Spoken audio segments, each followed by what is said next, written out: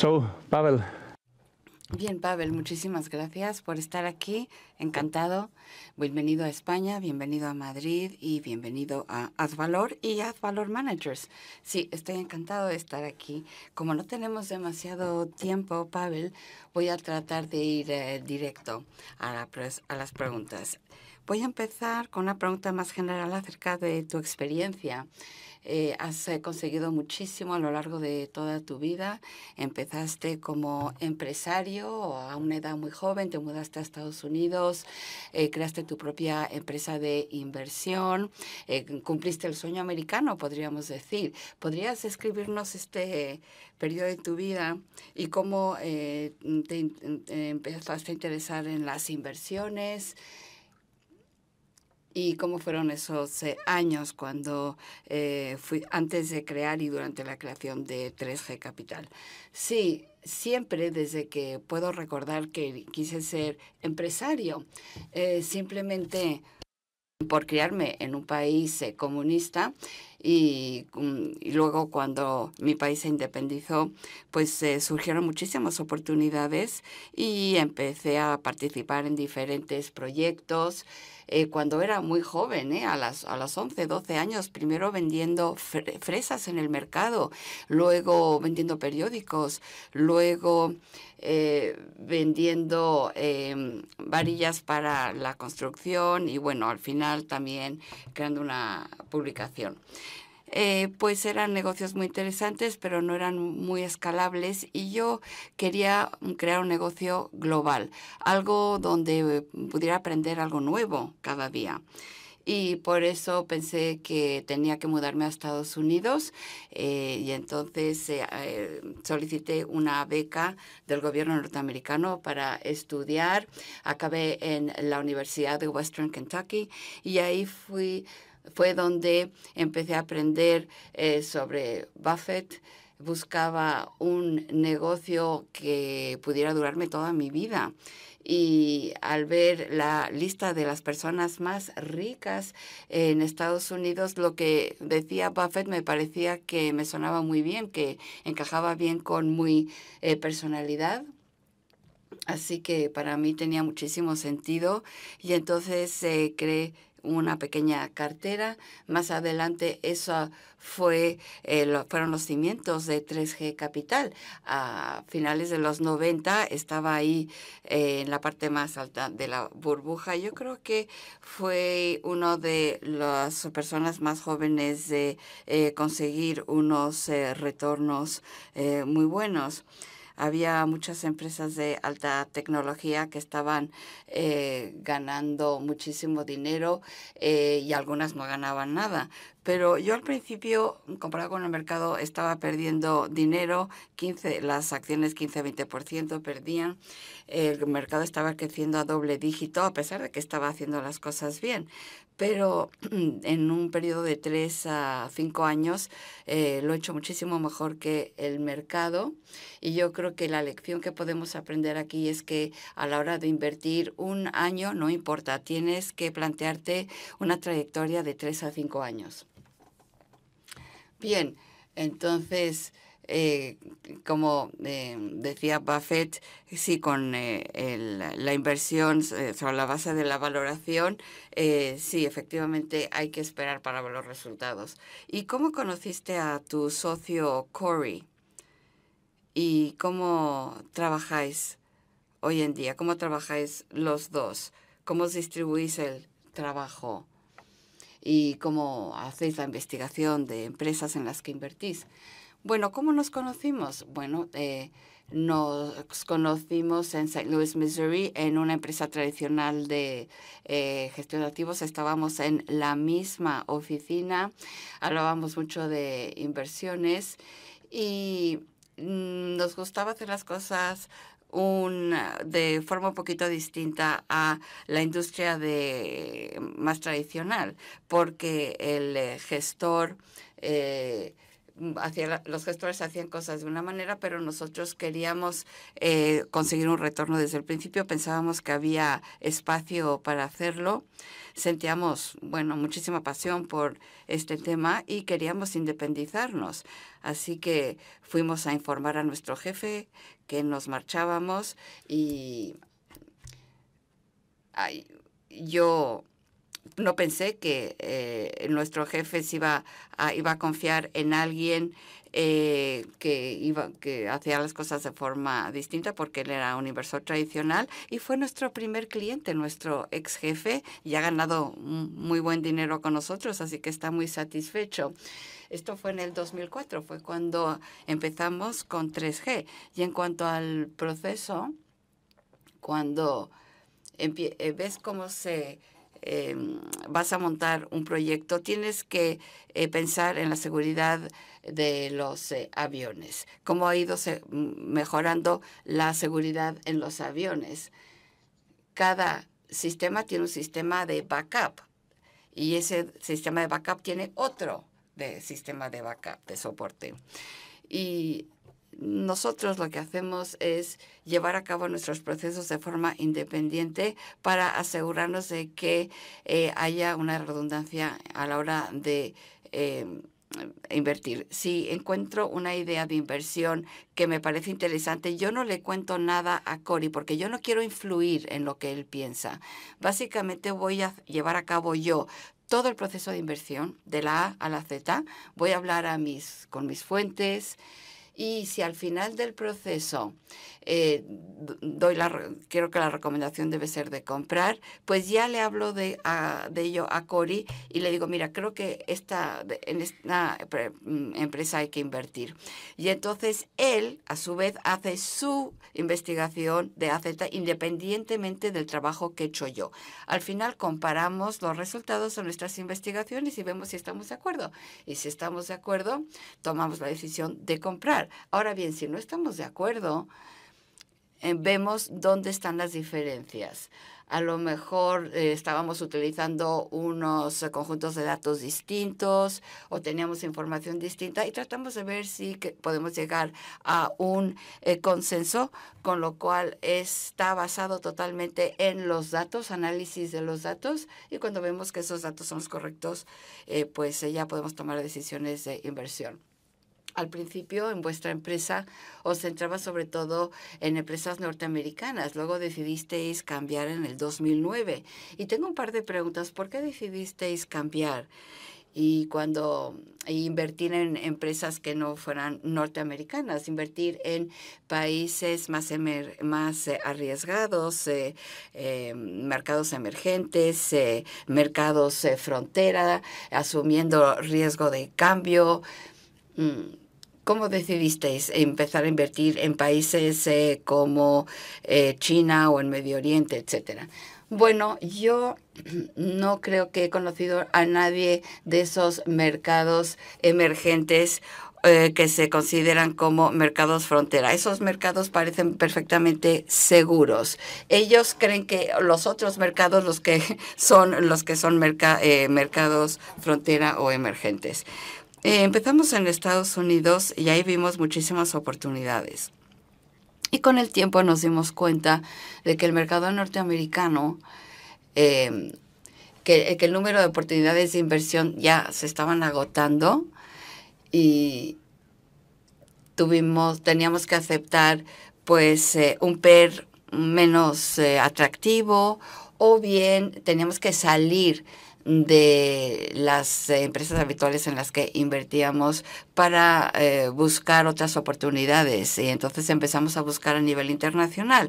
La probabilidad de que nosotros pudiésemos encontrar una muy buena oportunidad a un precio más bajo, pues eso requería que saliéramos de Estados Unidos.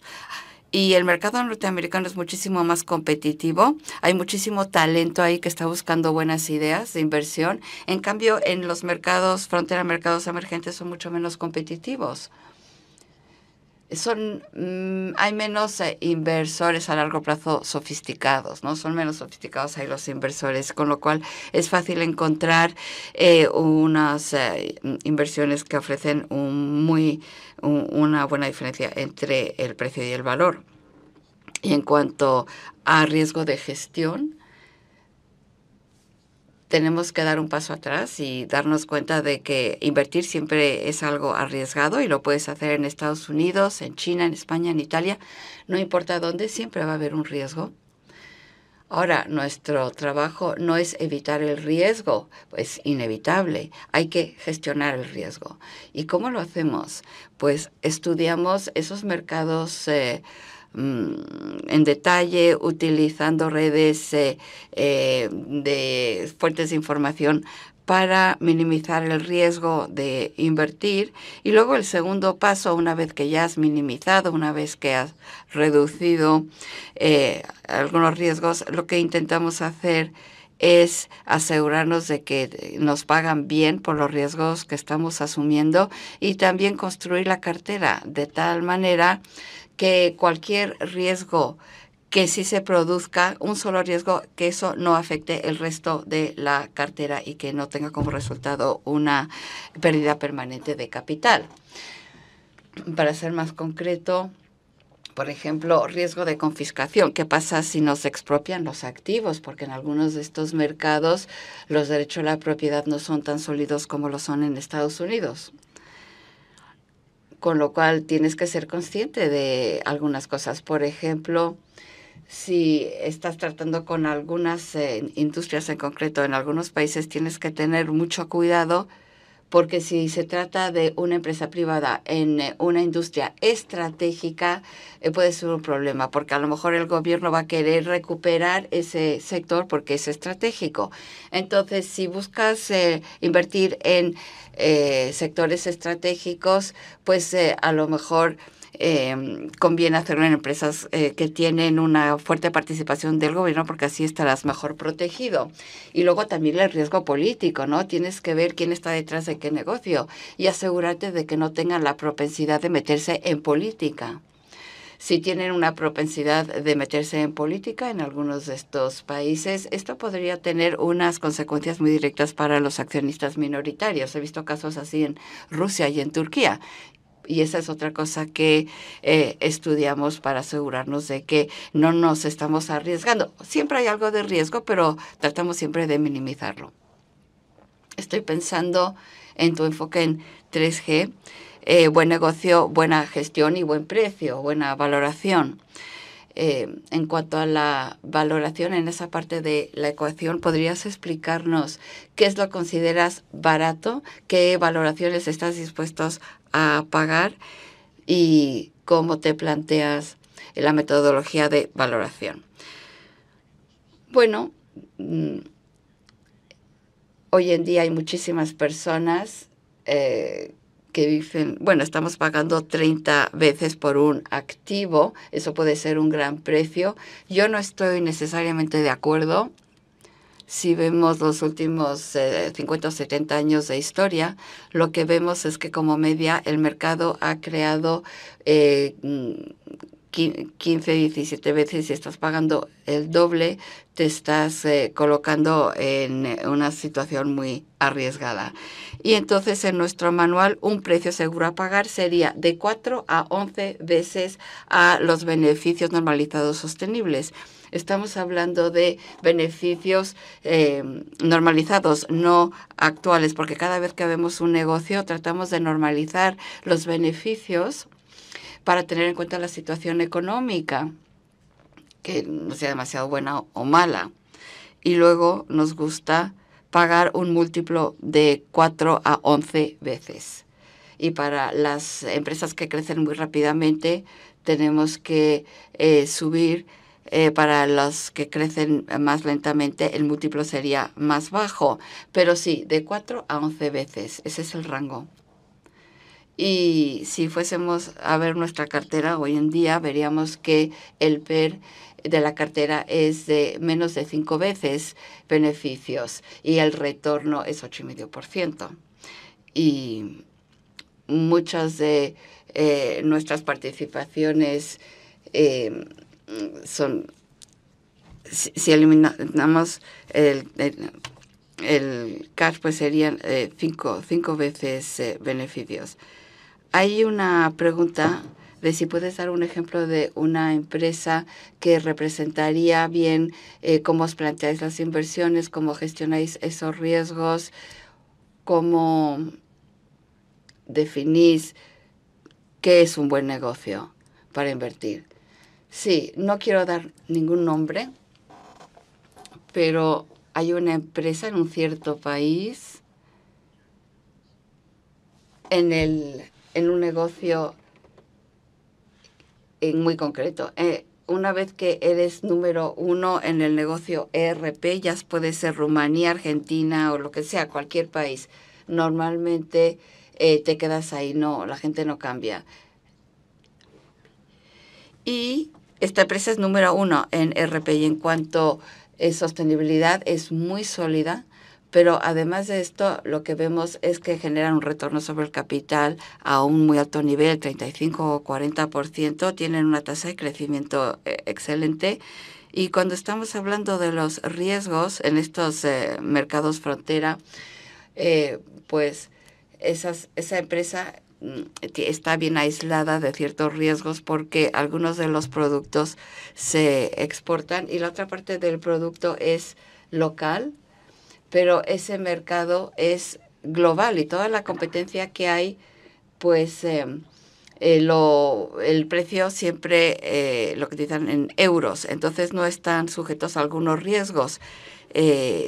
Trabajar en mercados frontera. Si vemos los beneficios de los últimos años, tienen un 15% de aumento compuesto. Entonces, esa empresa no tiene deuda, tienen mucha liquidez y se vende a 6,5 veces beneficios. Si vemos cualquier empresa, ya sea en un mercado frontera, en mercados emergentes, nunca he visto una empresa de este tipo que se venda por más de 15, 20 veces beneficios. Y se vendió por 15 veces beneficios. Con lo cual, el equipo de dirección es bueno. Desde el punto de vista operativo, los KPIs son muy en línea, están muy en línea con sus competidores. Hacen recompra de acciones, pagan dividendos. Ese es un buen ejemplo. En un entorno de mercado, como decía yo antes, donde tenemos los dos extremos, tenemos empresas muy baratas y empresas muy caras, y hay algunos inversores muy bien conocidos, bueno, que parece que todo es caro en el mercado, pero ¿cómo encontráis empresas que son muy sólidas y que son baratas? Bueno, no es, hay algunas cosas que sí están muy caras, pero en primer lugar, nuestro universo de inversión es muy amplio, así que tenemos la flexibilidad de entrar en algunas áreas donde otros no están tan dispuestos a entrar. Eso en primer lugar. En segundo lugar, tenemos conocimientos expertos que hemos ido desarrollando porque llevamos en el mercado 2 décadas. Y esto nos permite encontrar unas firmas únicas, empresas únicas que los demás no están considerando. Y como resultado podemos encontrar esas empresas que combinan alta calidad y bajo precio. Bien, voy a hacer una pregunta del público y la voy a leer para no equivocarme. Y dice lo siguiente: la inflación parece que está aquí para quedarse y parece que va a haber más inflación de lo esperado y que va a durar más tiempo. ¿Ve usted similitudes con la situación en Estados Unidos en los 70, donde tuvo que intervenir Volcker en el 79, aumentando los tipos un 70% y paralizando la economía para controlar la inflación? ¿Y cómo protegerías tu cartera de ese riesgo de inflación? Vale, bueno, varias cosas. En primer lugar, cuando hablamos de inflación, estamos hablando de los mercados desarrollados, porque no es un problema en todas partes. En China, de hecho, tiene un problema de deflación y no de inflación, y como somos un fondo con una diversificación global, la inflación no es un problema en todos los mercados que analizamos, aunque evidentemente sí es algo que tenemos que tener en cuenta a la hora de invertir, y es un tema que ya hemos gestionado antes en sitios como Turquía, por ejemplo, o Brasil, donde han tenido periodos de hiperinflación, y la forma en la que te proteges contra la inflación es identificando aquellas empresas concretas que pueden fácilmente trasladar el impacto negativo de la inflación a sus precios para el usuario final, y de esa forma proteger sus márgenes y mantener su rentabilidad. Y bueno, ¿qué tipo de empresas son esas? Pues no sé, pueden ser empresas de consumo, de bebidas, de refrescos, ese tipo de cosas. Si estamos hablando de eléctricas, pues ahí va a estar más complicado, porque normalmente no se pueden trasladar las subidas de precios directamente a los usuarios. La clave es encontrar aquellas empresas que sí pueden subir sus precios en línea con la inflación o incluso por encima sin perder volumen. Y tengo un par de preguntas un poco más personales que nos hacen desde el público. Ignacio hace varias preguntas. Una que probablemente todavía no has contestado, que es si tú mismo inviertes en tu propia estrategia, tu propio dinero. Y la otra, si nos puedes decir algo sobre ti, es decir, que te gusta hacer cuando no estás analizando empresas y gestionando carteras. Pues vale, muy bien. En cuanto a si yo invierto mi propio dinero, por supuesto que sí. El 80% de mis activos totales están en el fondo. O sea que si el fondo no va bien, probablemente yo sea el que más sufra. Y en cuanto a cosas que me gusta hacer en mi tiempo libre, pues no sé, me gustan distintos deportes, me gusta jugar al tenis y bueno, aunque lo intento, la verdad es que no soy tan bueno como Javier todavía, a lo mejor algún día, sí, jugamos un partido hace unos meses, sí, y bueno, también juego al fútbol y al hockey y cosas así. Muy bien, pues yo creo que han entrado un par de preguntas más. Hay un inversor que dice, Pavel, ¿no es excesivo tener una concentración de solo 10 a 20 empresas en la cartera? Y sobre todo considerando que inviertes en mercados emergentes o frontera de mayor riesgo. Hombre, si pudiese encontrar suficientes empresas que cumpliesen los criterios de 3G, me encantaría tener 50 en el fondo. Pero el problema es que si tuviese que encontrar 50 con los criterios tan estrictos y tan disciplinados que tenemos, la verdad es que nos cuesta encontrar más de una o dos empresas al año. Así que encontrar 50 nos llevaría varias décadas. Y hay otra pregunta para ambos que dice, Pavel, tú visitaste Madrid en el 2017. ¿Qué ha cambiado en los 3 años desde entonces y por qué? Y esta pregunta supongo que es para ambos. ¿Por qué has elegido colaborar con Azvalor y no con otras empresas en España, con otras firmas en España?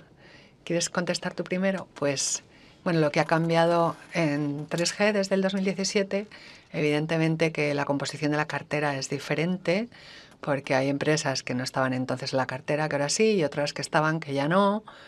Pero el principal cambio, yo diría, que sería que si analizamos el descuento a valor del 2017 ahora, nuestro descuento a valor ahora va a ser bastante mayor, como creo que estaba como en el 50%, y ahora el descuento de valor que tenemos probablemente es del 65%.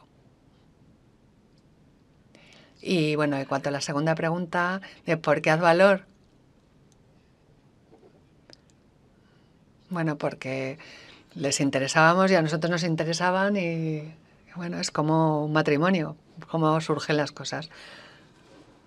Bueno, yo creo que por nuestra parte, por parte de Advalor,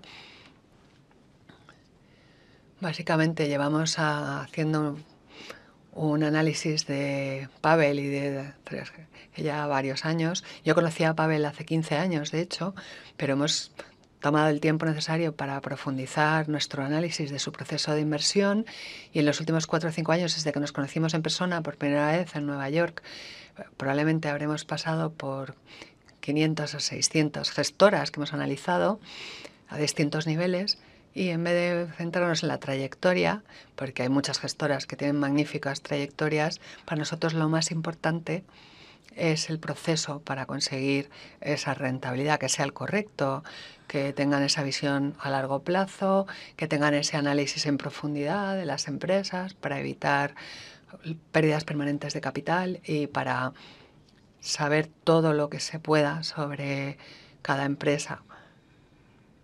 Y yo creo que el enfoque 3G Capital, además, en cuanto a esa visión a largo plazo, en cuanto a no seguir el índice y ser lo suficientemente flexibles de ir a regiones a donde muchos no van por muchos motivos, muchos de los cuales tienen que ver con el ecosistema de sus firmas, pues ese tipo de flexibilidad, y también el ser una gestora pequeña en cuanto a los activos bajo gestión, que les da la flexibilidad también, de nuevo, de invertir en empresas que otros, aunque quisieran analizar, no podrían porque son demasiado grandes. Y bueno, para nosotros es un encaje perfecto de tener las personas adecuadas con el ecosistema adecuado y el proceso adecuado. Damos por concluido la presentación. Thank you very much, Pavel. Y muchas gracias a ustedes por acompañarnos en esta conferencia de Advalor Managers. Muchas gracias.